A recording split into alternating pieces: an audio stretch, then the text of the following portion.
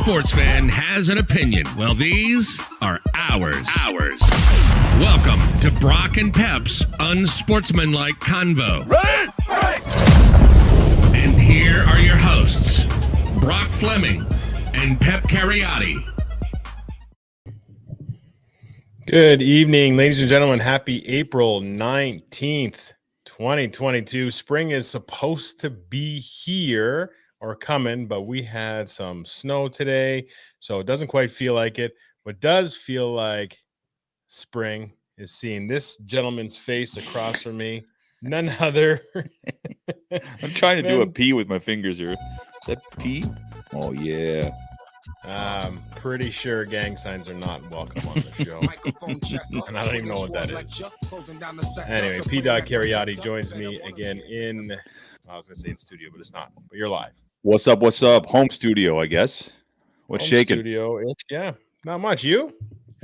Not too much. You know, it's cold, and I'm looking forward to some summer weather. Hey, last year at this time, I was on my bike like daily. You know, and when I'm on my bike, it's 15 degrees and over. So a little late to the game spring. Let's get her going. You know? Yeah. The golf courses were open last year. Curse and I were golfing at this 2 time weeks ago. Last week, I had a memory show up that we were golfing on like the April 13th or something. So nice.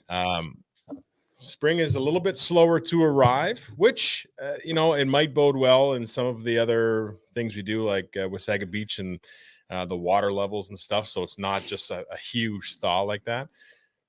Who knows? I feel it. It's getting close, but obviously today was a step back. The other thing today was a step back. Yeah, and the building process here, the team building. It's like we signed Deshaun Watson today. Oh. Hey. All right. Well, April 19th, we got a couple birthday shout outs today. We got a happy birthday to Mrs. Bossman. It's her birthday today. Who?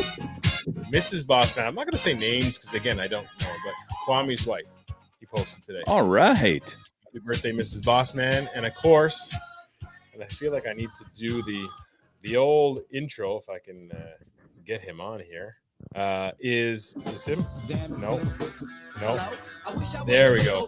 Happy birthday, Mr. Sigmund Charles. Don't look a day over 18. No, man, he looks so young. Looks exactly the same. Pissed me off. Hopefully everybody's doing something fun for your birthday. All right. And actually the going out song, I've allowed Sig to choose that. So that'll be his choice when we go to it. All right. All right. So we're going to get kind of right to it. There's a couple things I thought were interesting. You know, again, it's every couple weeks now that we've been on the air. So it's, you know, there's a few things on the go. Major League Baseball is in full effect right now. And the Jays 10 games started off. Yeah. You know, we talk about, I talk about in college, the NIL, which is the ability for college players to make money off of their likeness, their name and image and likeness. I think that's what NIL stands for. Well, this is one that I just heard today that I thought was actually great, fitting, suitable, and of course, and it was kind of like, of course, it's going to happen. John Daly and his son, so have been endorsed by Hooters and are going to be endorsed by Hooters. And obviously his son's quite the golfer, and I don't know what university he's going to, but they'll be making money off of that partnership. Great. Do you see? There's nothing else other than Hooters for John Daly. Hooters and Marlboro probably are the two, and Bud. I don't know whatever beer he drinks, but he is something else. Well, let me tell you, not along the same lines, but in the same family of discussion. What we're seeing, and you could probably talk on college football a bit more than I can, but we're seeing in college basketball are a ton of players hitting the transfer portal to jump ship and try their hand at another school. Now, I'm all for players, benefiting financially, especially their NIL, like when it comes to like jerseys and video games and all that stuff. endorsements, go for it. I mean, pays for school and all that stuff. And I mean, not necessarily school, but like, your cost of living and things that those other expenses. But this ability to easily bail from a school when you're not having a good time or whatever, I don't know. I don't know how I feel about that. And I'm a Georgetown fan, as many people know.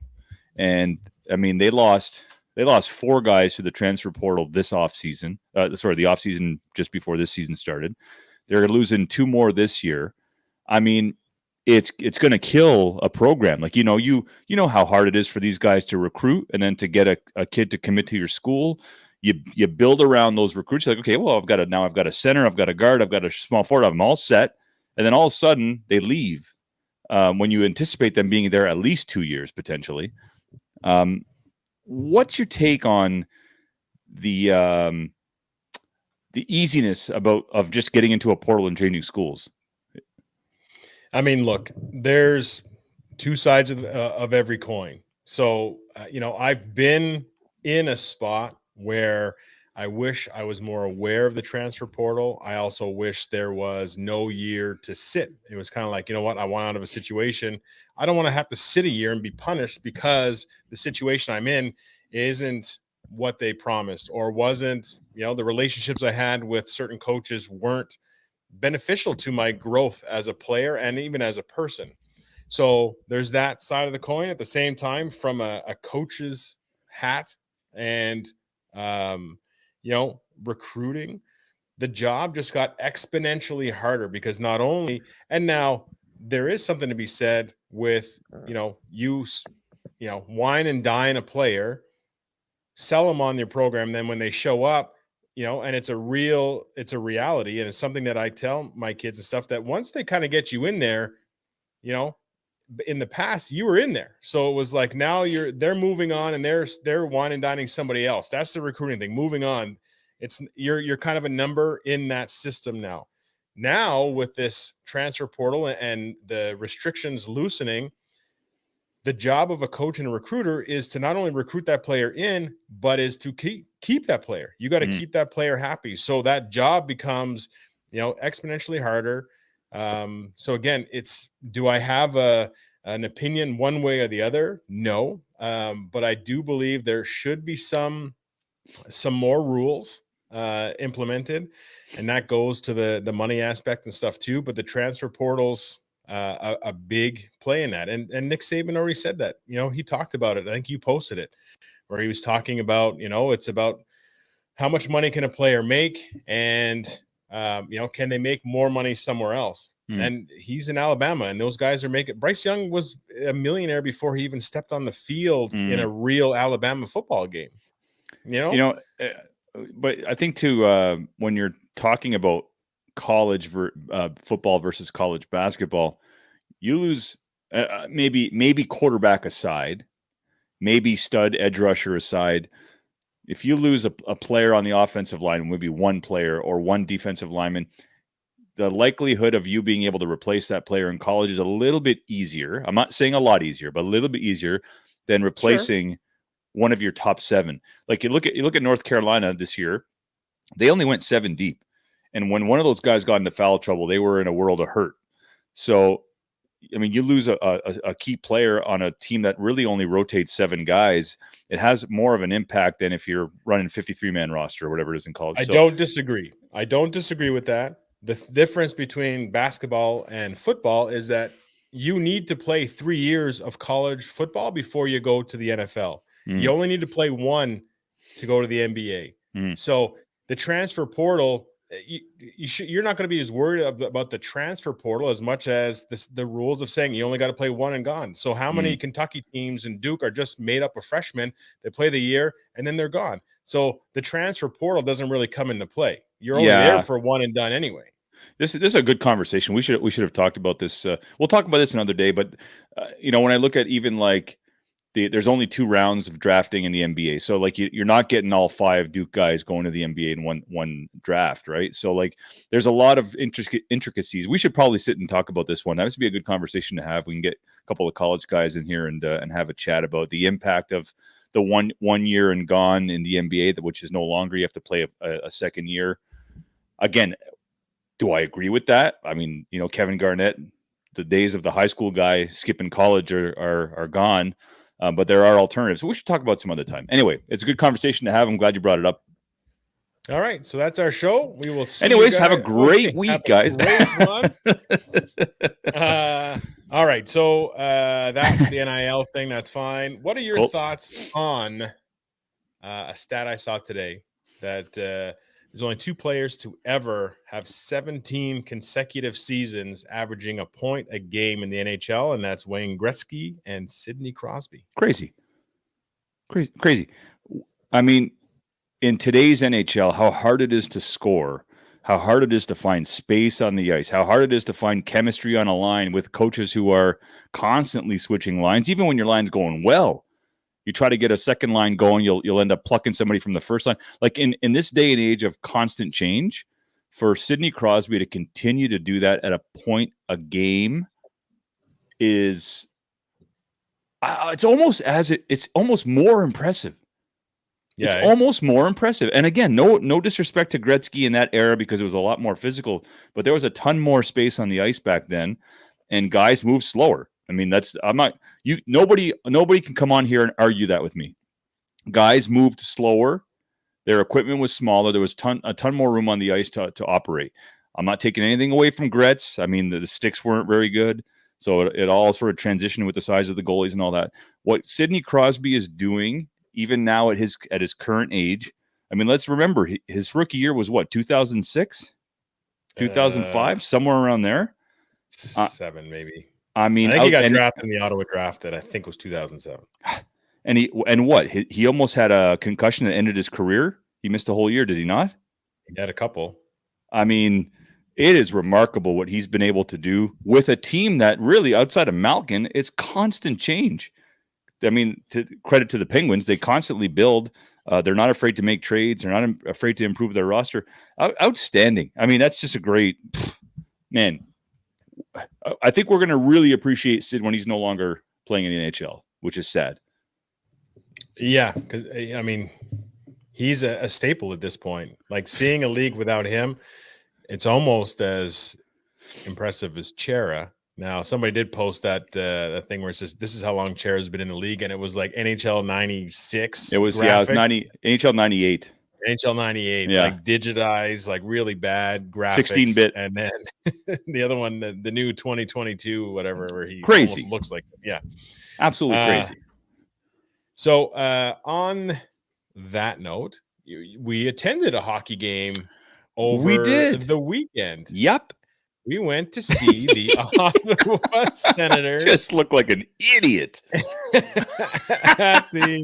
Almost looks like you have a broken nose or like one of those things over here. Against at the Ottawa Senators. And shout out to Decisive, an IT company who provided us with some box suite tickets. Very, very thankful for that. It was awesome.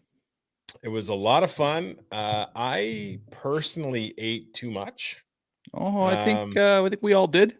I had a box of Pogos ready to take home, but I had eaten so much that pretty sure I had more Pogos during that game than I have in the last like 20 years. And I obviously I felt pretty bloated the next day or that night and whatever. And I had a meeting with my dietitian today who did the DNA test and stuff. So I got the results, and she's like, "Yeah, you have all 6 markers for like being gluten intolerant. So it's not like I have celiac or anything, but." She's like, gluten, you have a gluten sensitivity. I'm like, oh, maybe that's why, dude. I felt like that after wolfing down about 14 pounds of Pogos and whatever else. People ask me, why don't you eat this? Why don't you do that? How come you don't have more beer? Just one beer is fine. It's that day after, or even almost like a few hours after, I feel horrible. And that's when I realized I had a gluten intolerance. And it changed my life. Like it really did. In fact, but it makes life a little more expensive. I'll say that. Like, it's not cheap to eat gluten-free. It's a loaf of bread's $8, not $4. Things like that. You definitely have to be more careful what you put in your system. But legit, it was a game changer when I realized that. So I too felt like crap. It was a good time, a really good time, because we were pals together in that suite and having a couple of pops, and we ate. It was a good game, thankfully. It was a very good game, actually. It really was. I want to say this about the fan experience. Okay, generally speaking, it sucks. I'm telling you right now, nothing has changed about the fan experience at that dome. What is it now? Canadian Tire Center. Nothing has changed about the fan experience in 20 years. It's the same drive up. It's the same entrance. It's the same everything. I mean, the usher's wearing the same suit he wore 20 years ago. I mean, it's ridiculous. You go to Barclays Center, it's super interactive. You walk in the door, there's a sports shop. You go in the sports shop. Where's the Barclays Center? In New Jersey, in Brooklyn, sorry. So I didn't know. When were you there? When I did my NYU course, there was a whole segment, a whole chapter on Barclays Center. It's amazing. The fan experience is ridiculous.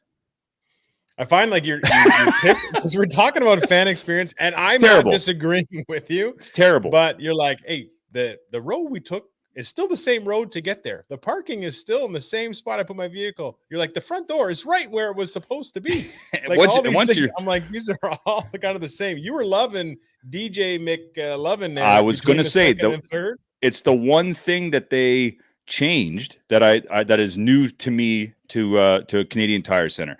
Everything else, the stupid questions during intermissions and or stoppages of play, the idiot questions in the on screen when they're interviewing fans, the on ice intermission stuff, it's ridiculous. It's the same stuff they've been doing 25 years. And for me, I had a good time. Like I say, the game was good. Any arena is good. The CTC is a nice place. The concourse, people look miserable. It's dull. It's boring. All they have are a few concessions. Like I say, we did a whole course on Barclays, and Barclays is just 1/1000th. I mean, imagine what it's like in Las Vegas or Dallas, or I mean, I'm not saying Corel Center has to be that, but like you can make it a bit more interactive for fans. It's not. It's dull. It's still living in the 90s. Like, it's not good. And so if you are somebody who's like, well, I don't know if they should move downtown because I won't drive all the way downtown. You know what? Keep your boring interactive fan experience. I'm not paying a dime to go to a game. I'm not going to pay $100 for that. But it was a good time because we were together. It was a good game. We had a huge Leafs fan with us and Mike. And of course, hanging out with you and your bro is always a good time. But from an overall observation, I'm not saying I had a bad time. It was awesome, actually. But I wouldn't go alone, or I wouldn't go there like seriously watch hockey. It's not a fun experience. And honestly, the experience was a little bit better. I know it's all because there's a sea of blue and it was all Leaf fans, but it was sold out. So regardless, it was still sold out. So the atmosphere was really good. Yeah. Just from a sporting event, there was loud cheers, and it was not always for the home team, sure, but you could tell that even the Senators players picked up their level of play when the Go Leafs Go chant started or whatever. And maybe they do hear it, but when they're actually playing, it's just fan noise, which pumps you up. So sure, any athlete will tell you, I would rather be in a hostile environment, even if it's my home arena and everybody's cheering for the other team. I'd rather that than find 50 people in the stands and it's dead quiet. That's not what you play for. So the atmosphere is really good. Yes, it's an old building. Yes, your point about the concourse, 1,000%, because unless you're by like one of those entrances, you don't even see the ice anywhere. There's no light in there. I mean, even when we were the last ones in the rink trying to like find our exit, we're like, where are we going? Like, it's just kind of very concrete. So yeah, I'm with you. It's an old rink, it's still doing its job, but all the new stuff and the new designs and the natural light and like the different things to really spruce up the place, make it a destination that you want to see. That's the stuff that is missing. And if they move downtown, obviously I believe that to be in the cards. I think that would be a real good move for them. 100%. And like I don't want to poop on the on ice experience. Sitting in a seat and watching as a sports fan, it's awesome. It's cool to watch the game. I'm good with the game, the product on the ice. I'm good with the seating. I'm good with the way the building looks. For me, it's the fan experience from the time you walk in. I mean, what do we got? We got the security guy check our wallet and stuff in the thing. Once we get in, we walked ourselves up. No hello, no. There's nothing really to entertain us. Like there's no. We were there at 5:30 or 5 or so. We were there pretty early. Like even the host in our box wasn't there to give us our free drinks. We're the four that you want to like give us the VIP treatment. We got a few bucks in our pocket. Had there been like a cool store to go into, even if it had nothing to do with hockey, maybe have something interactive there where I don't know, you shoot a puck at a net. If you take 5 shots, if you score 4 out of 5, you get a t-shirt. Like make it interactive, use technology to make it interactive. I mean, it was really a weak experience, and it's kind of what I expected. Anyway, enough about that. I spent so much time in that arena working at Marshy's and stuff. So I was not surprised, nor was I looking for anything else. Right. But the product on the ice I thought was good. It was entertaining. I think the Sens have a lot of young talent that are going to be good over the next couple of years. And I was impressed with the way they played.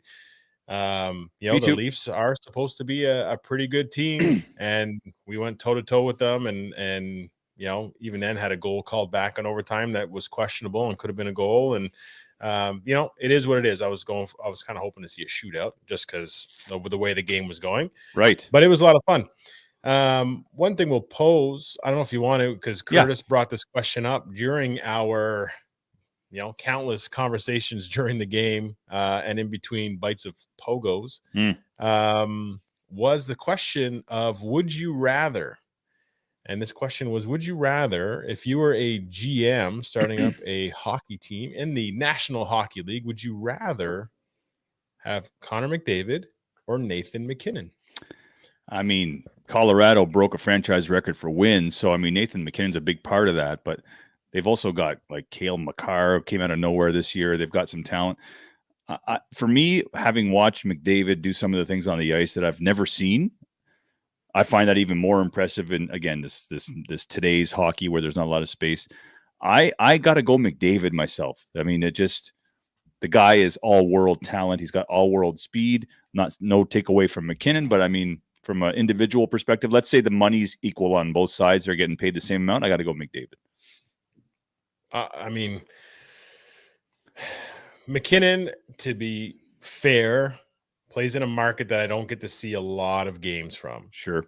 The fact that he's known, obviously his relationship with Sidney Crosby coming from the East Coast and what he's done on the ice, you see highlights and stuff, but McDavid is on constantly. And, his speed alone is kind of second to none. And I would probably lean towards that as well. But my decision is also biased because I don't think I have a good enough sample size of McKinnon's play due to network coverage and my ability to put on an NHL game and sit and watch it the whole time. Fair. Very fair. So anyway, make a comment if you guys have your idea of which one you would take, MacKinnon or McDavid, and why. Throw it on there. All right. The last thing before we get into the Major League Baseball is that the NBA playoffs have started. I didn't even look to see if we have the NBA banner, but the NBA playoffs have started. The Raptors of Toronto are down 0-2 to the Philadelphia 76ers, and it's not looking great. What are your thoughts? Well, there's a lot to talk about in terms of or to analyze, but for the sake of time, I'll just stick to sort of what seems to be a common theme in the first two games. The refereeing has been pretty bad. It's not as bad as we might think it is. Philadelphia is a bigger, stronger team physically, and they're going to the hoop strong. So when you initiate contact, you are putting the onus on the referee to make a call, and they're making calls. And that's why it seems like they're getting more calls. But if you look at how Toronto plays, specifically in the paint, they're a little more finesse. Like Pascal Siakam, he might give you a pump fake or two, but for the most part, he's finesse down low. He'll give you a spin hook. He'll give you a little bit of a fade, that kind of stuff. So from that sense, maybe the referees are calling it pretty tight. But it seems to me like Philly's getting all these little ticky-tack calls while Toronto guys are getting hammered. So that being said, in the NBA playoffs, probably more than any other playoffs in sports, the game gets tight. The referees, sometimes they put away the whistle and there's just no room to operate. So in that sense, the team with the best individual players often have the advantage. And let's face it, Embiid is probably going to win the MVP this year of the league. And James Harden is arguably one of the best one-on-one players in the NBA, even despite the fact that he looks like he's slowed down a little bit. Then you got all these like complementary players like Tyrese Maxey, who's taking advantage of Fred VanVleet, who looks like he's hurt. He was hurt prior to the end of the season. He definitely looks like he's playing on one leg. They went ice cold from the field during the one quarter. Do I think they're going to get swept? I don't think they're going to get swept, but I do think Philly is going to take this series because they have the two best players out of both teams, and Doc Rivers probably doesn't get not even near the credit he deserves as a coach. And Philly's kind of tested and true. They had a playoff run last year. Toronto didn't. I think Toronto's a year or two away. Also, Barnes is doubtful for tomorrow. Gary Trent Jr. is doubtful for tomorrow. So two huge pieces. So it's not looking promising. I think they can steal a game at home, but I think we just need to be realistic about the Raptors' chances here. They're undermanned, they're injured, and Philly is just a beast. Philly is built for the playoffs. So there you go. I hate to be the bearer of bad news, but you never know. Let's win one in Jurassic Park. Then you win a second one in Jurassic Park. It's a brand new series. So we'll see what happens. I think if they win 3, that might change the series a bit. Obviously, I think whoever wins game 3 is going to be in real good shape. I think if Toronto wins 3, I think 4 they come out pretty hot. Yeah, and an extra jump in their step.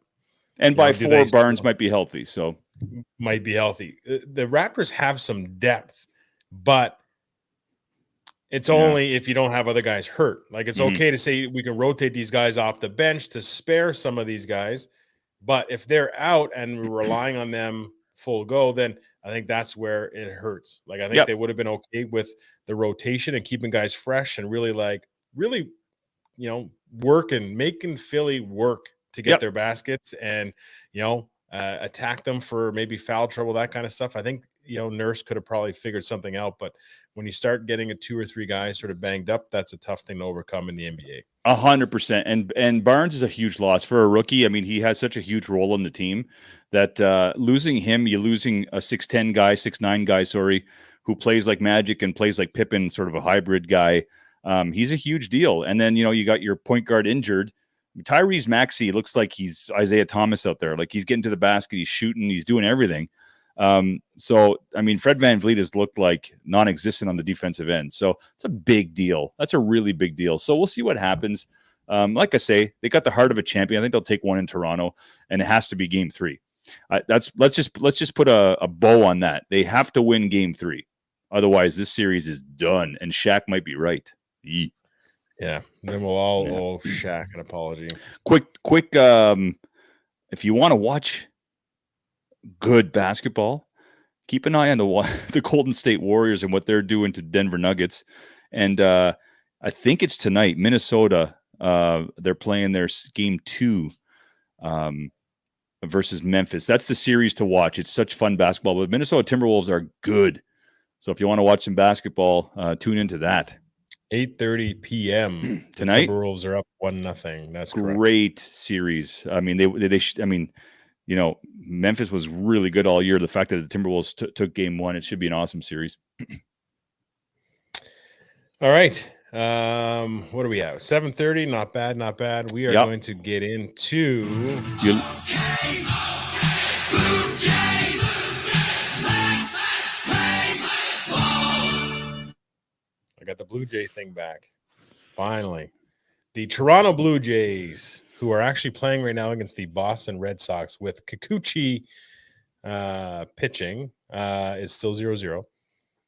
are 10 games into the season. They are, I believe, 6-4. And You are correct. I'm not sure. I think they might be first in the AL East. Is that right? Tied for first, maybe.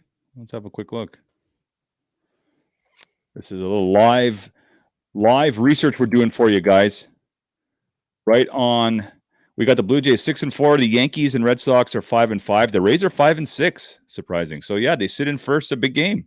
The Rays had dropped a few games to the Oakland Athletics. I think almost. Maybe Did you 3 in know a row. Oakland leads the MLB in runs? No, I did not know that. I don't know. Don't ask me how. I Well, guess, hey.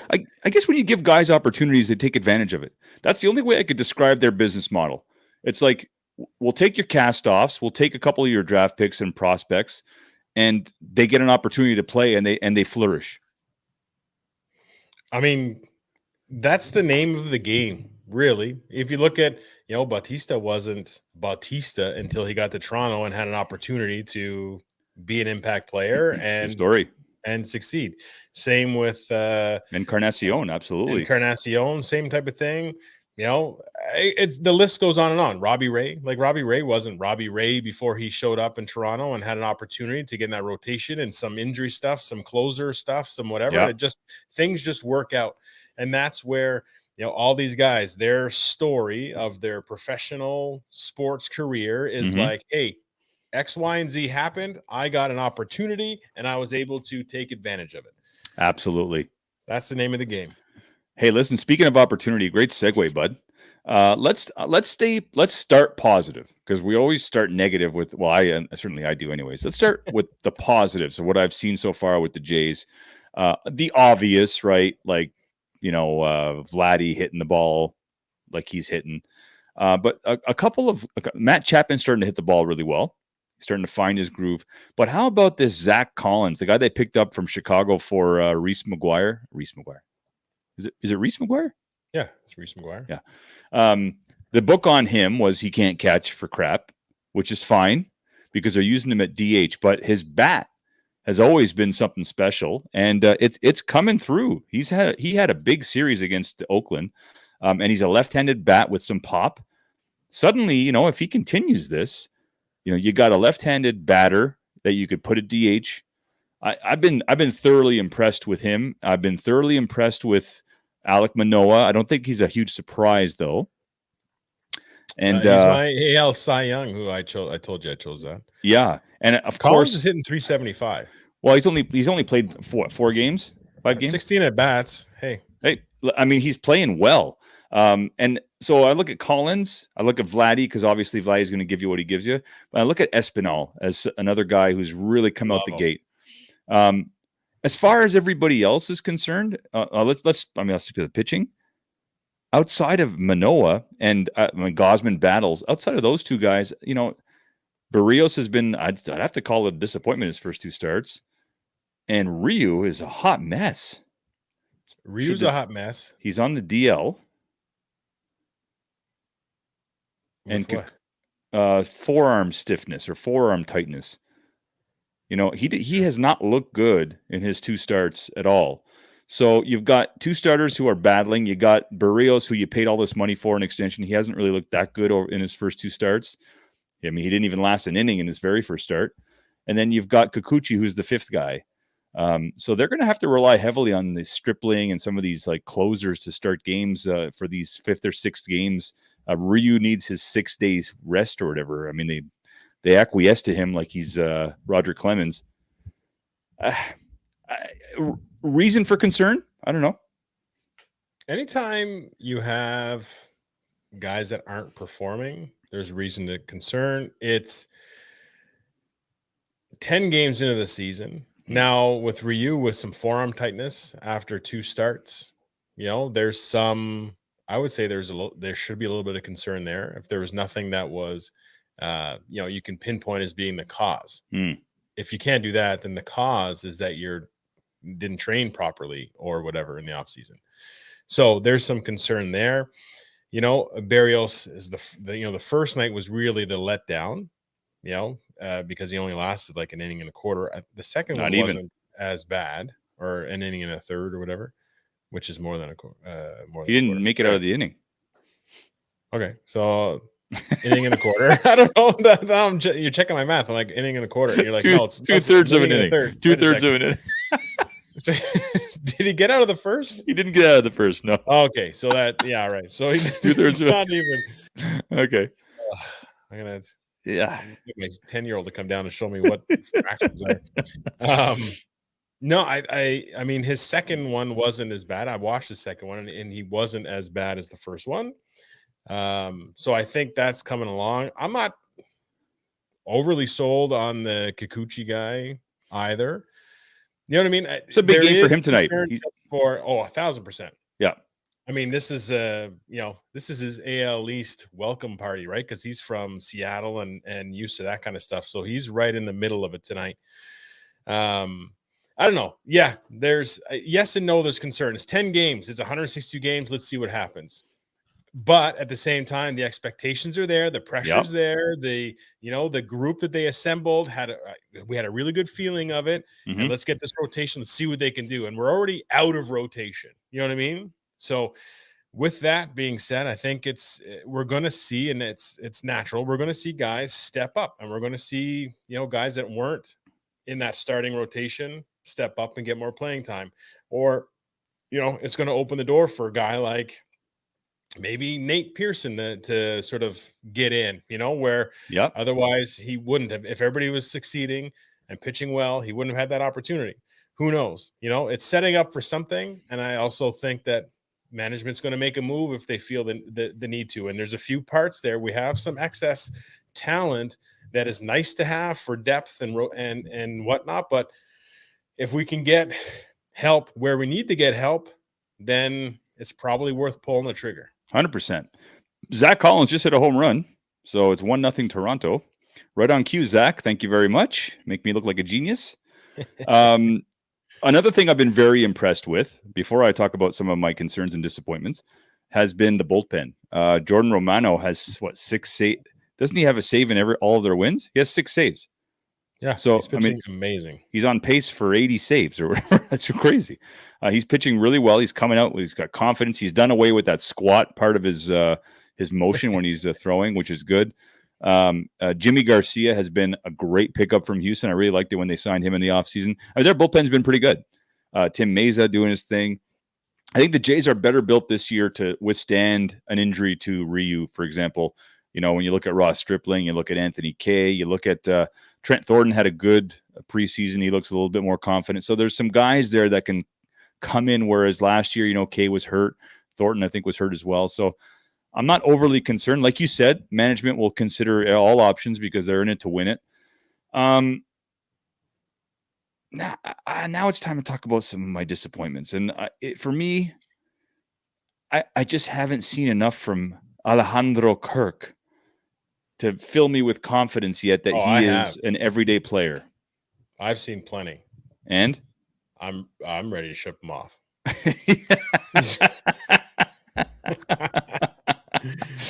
Adios. So what's his job? He's not a prototypical catcher. He's small. He catches off one knee, which is I don't know why these guys do that. I hate it. He's supposed to be like a major contact hitter, gets his bat on the ball. He pops up all too much. As I say that, he gets on base with a dribbler down to third. Oh, yeah, because he outran it? Not likely. The ball died, and they just gave up on it. But anyway, I'm willing to give him a little more time. But, he had a whole season last year. I think that modified season kind of threw people off a little bit, the 60-game season where he came out of nowhere and hit pretty well. But I think, they need to consider – Zach Collins plays catcher. When Danny Jansen comes back, where does Kirk fit? I don't like him at the DH. If you want your DH to have that twice already. You want your DH to have crazy power or crazy speed. Generally, I'm not making a blanket statement here, but he has neither. Sounds like a blanket statement, but I agree. But he has neither. What do you take advantage of the fact that the DH is there? Get a guy in there that can make some hell on the bases or have some pop at the plate. Anyway, I'm irrational. They give the guy a chance. He's still young, all that stuff. But really, I'm kind of tired of seeing him. I'm a little concerned about Geez, name slips my mind right now. Biggio. I mean, he went 0 for 10 to start the season. It looks like he's coming around because he's getting some regular playing time in left field. When Teoscar comes back, what's the deal with Biggio? Where does he fit to you in this roster with Espinal playing so well?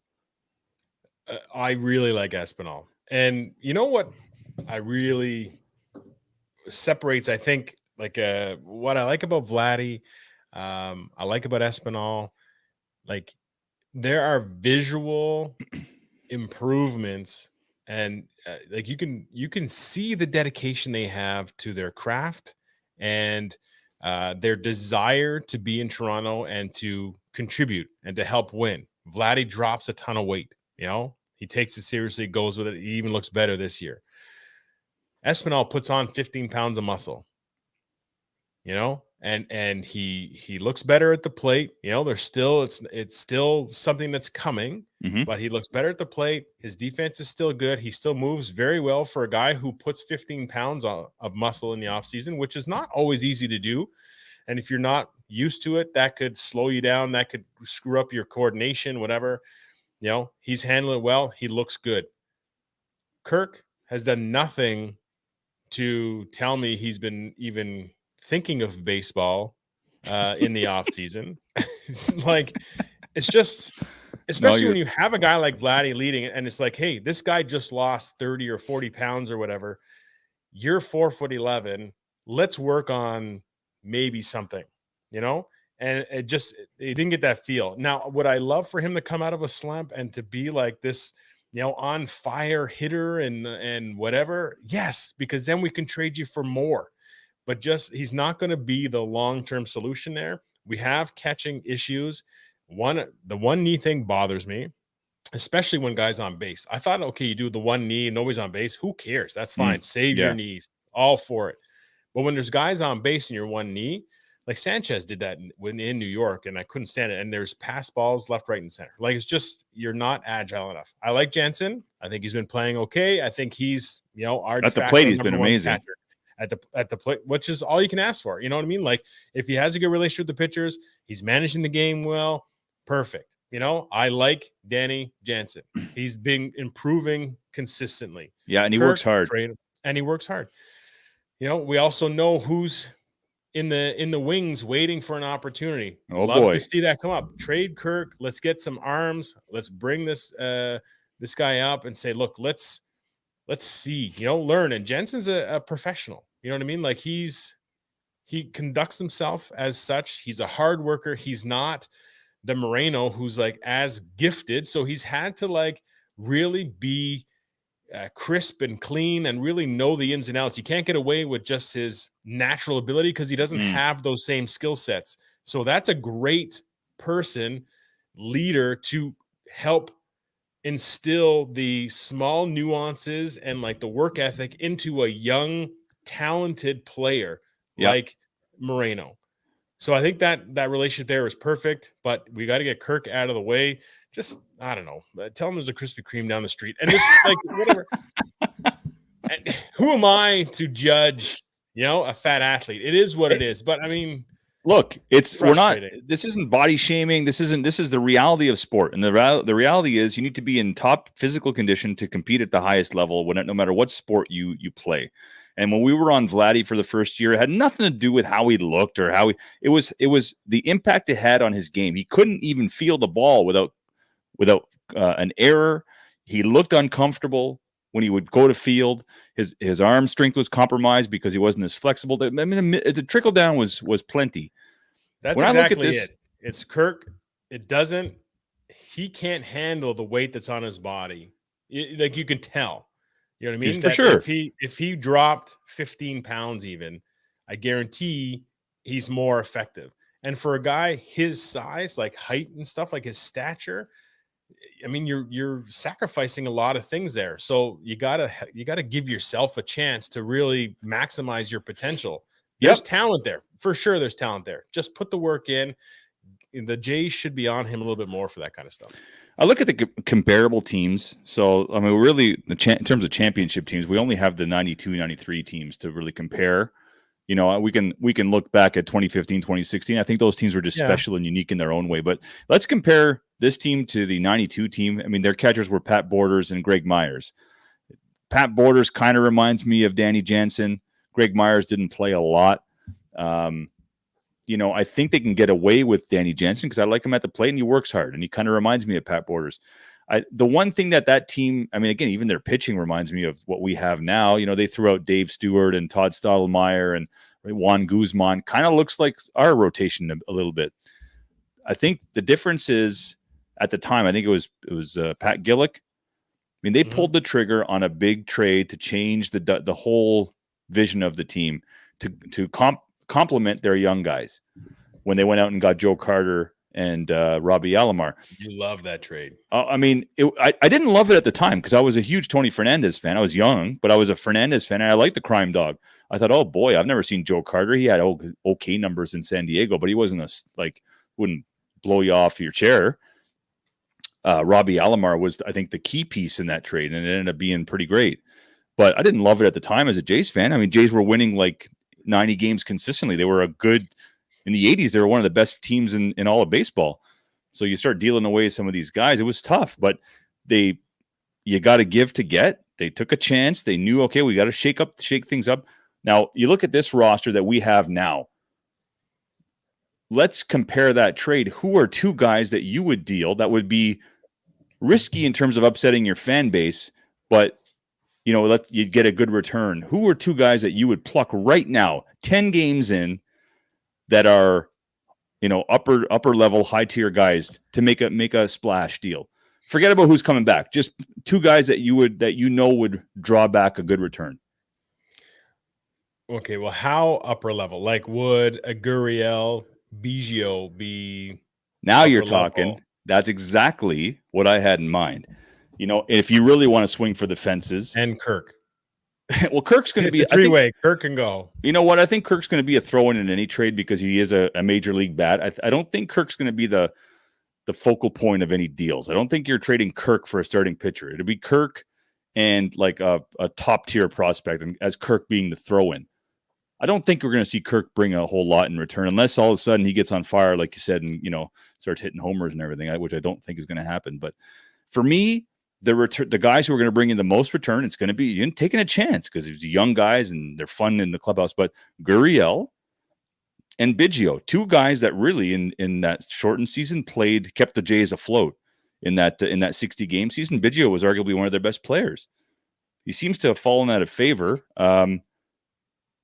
What do you think about Biggio as Fernandez and Gurriel as McGriff kind of thing? Like, do you see the parallels? I see some comparables. I think Biggio.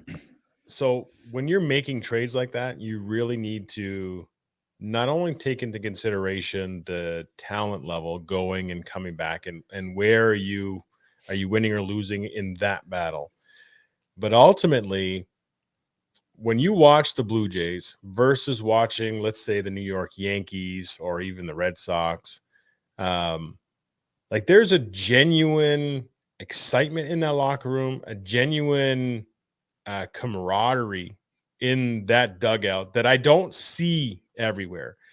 And Gurriel is a major part of that, like being loose and fun atmosphere, which again takes the pressure off of these players because there's a ton of it there. But this loosey-goosey attitude where it's, you know what I mean? Like, keep things light no matter what happens, and it takes some of that pressure off. Gurriel is a major part of that. Yep. And so to consider moving a guy like that is a real tough go because of the adverse effect you could have on the clubhouse and in the dugout. 100%. I agree 100%. And I think also Gurriel too is like, if his comparable is Fred McGriff, Gurriel's a lot younger right now. He's also looked like he is nice play by Kikuchi over here. He also looked like he has improved his discipline at the plate. Like, he's getting the bat on the ball a little bit more, striking out a little less. Again, you've mentioned it. It's 10 games in. But when you watch every game and every inning, you take this stuff with you and you start analyzing and hyper-analyzing and all this good stuff. But I like what I've seen from him at the plate. I really like what I've seen from him defensively. He's taking fewer risks. He's never going to take a great angle to the ball, but he makes up for it with his athleticism. In terms of Biggio, when you talk about clubhouse chemistry and what certainly the optics, what we see when a guy hits a home run, I'm not seeing Biggio really part of the whole jacket thing. And, no. And Biggio, like I said, he looks pissed. That's a guy who can, he's got his, father's like professional type demeanor and not like, you know what I mean? Not let himself. Not a rah-rah guy. He doesn't affect the clubhouse in that regards. I think Biggio is the first piece I would probably consider moving. And it's also an attractive piece because he is so young. He comes from a great pedigree. He has multiple tools. It's just kind of overshadowed by the guys that are in Toronto right now and the two other guys that came in with him. And that, that little three horsemen type thing, like he's kind of left behind there. Yep. So a fresh start for him is probably in his best interest as well. And I think a team would really benefit from having him, provided we get a good return. So I think it could be a win-win across the board if we move a piece like Biggio.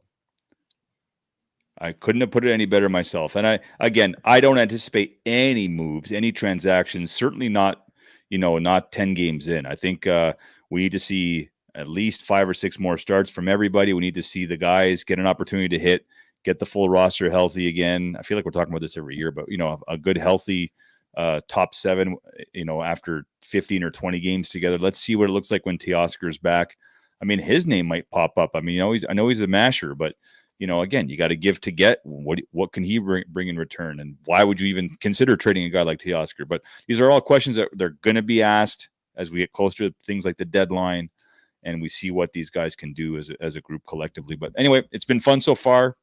I'm loving every second of it. It has been fun. It's a good start to it. I just need the warmer weather to get here so I can put the Blue Jay game out on the deck when we're outside. That's what we want to have, a few drinks and watch the Jays. I'm hoping to get down to Toronto soon. We got to get some tickets. Anybody got to hook up for tickets, let us know. We're going to take the UC to Toronto and wreak some havoc. Would be great. Tomorrow night, Jurassic Park. I know we were pooping on the Raptors a little bit there, but it is a huge game, and Brock said it. This is the game. There's no chance they come back from 3-0. Not against that Philly team. So they need to win tomorrow. And Raptor fans, you need to band together and cheer for them. It's tomorrow night in Toronto. Do or die. Or die. And I think, again, if you can get that game 3 win, go get it. Maybe, come on.